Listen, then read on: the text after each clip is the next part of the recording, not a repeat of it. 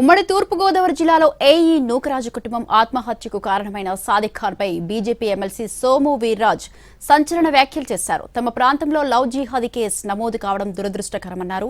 సౌజన్య భర్త జగదీష్ రెడ్డికి poison injection ఇచ్చి సాదిక్ ఖాన్ చంపేశాడని సోము వీర్రాజ్ ఆరోపించారు. సాదిక్ కు అంతర్జాతీయ స్థాయిలో లింకులు ఉన్నాయని, అతనికి ఢిల్లీలో కొంతమంది షెల్టర్ ఇచ్చారని ఆరోపించారు. తమ మతంలోకి మారాలని నూకరాజు కుటుంబ సభ్యులపై సాదిక్ తీవ్ర ఒత్తిడి చేశాడని, ఇది ఒక వ్యక్తి ఆలోచన కాదని ఒక ముఠా ఆలోచన అని అన్నారు. దీనిని బయటపెట్టాల్సిన బాధ్యత పోలీసులపై ఉందన్నారు సోము వీర్రాజ్. ఉన్నటువంటి వ్యక్తి ఒక 3 రోజుల్లో అతను ఢిల్లీకి చేరిన సందర్భంలో ఏ ప్రాంతాల్లో ఎవరు షెల్టర్ ఇచ్చారు ఇతనికి. కాకినాడలో సెల్లను వదిలేసి వెళ్ళాడు, అది డిలీట్ చేశాడా, దాంట్లో ఉన్నటువంటి మ్యాటర్ అంతా కూడా ఇవన్నీ కూడా పోలీసులు బయటికి పెట్టాలి. చాలా కఠినంగా శిక్షించవలసినటువంటి అవసరం ఉంది.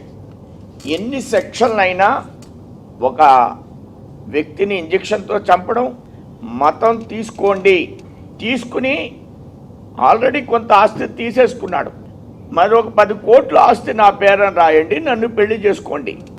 ఎంత తెగింపు అతనికి. భర్తను చంపేసి కొడుకును కూడా చంపేయాలి, నేను చంపేస్తానని కుటుంబాన్ని రోడ్డు మీద పెట్టేటువంటి ధైర్యం చేశాడంటే అతను ఎంత మతోన్మాది, అతని వెనకాల ఎవరున్నారు. జిహాదీ అనే ఒక కేసు కాకినాడలో మన ప్రాంతంలో ఒక చంచినాల్ని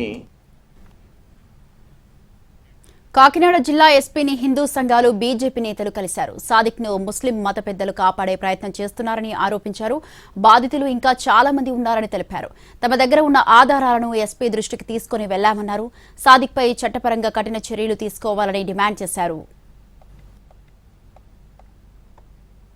కారణమైన విషయాన్ని గుంటూరులో అపార్ట్మెంట్లో ఒక కుర్రాడు ఏదో చేశాడని చెప్పేసి పోలీస్ స్టేషన్ మీద దాడి చేసి పోలీస్ స్టేషన్ను తగలబెట్టిన సంఘటనను, ఇలాంటి అనేక సంఘటనలు వారి ముందు ఉంచడం జరిగింది. వారు కూడా ఆలోచించి తప్పకుండా ఈ విషయంలో తగు చర్యలు తీసుకుంటాము, తీవ్రంగా చర్చిస్తాము. దీని గురించి మా దగ్గర ఉండాల్సిన ఎంక్వైరీ మాకు ఉంది. ఖచ్చితంగా ఈ విషయాన్ని అతి త్వరలో బయటపెట్టే ప్రయత్నం చేస్తామని చెప్పడం జరిగింది. ఇది లవ్ జిహాద్ కుట్ర, మత మార్పిడి కుట్ర, జనాభాను పెంచుకునే కుట్ర.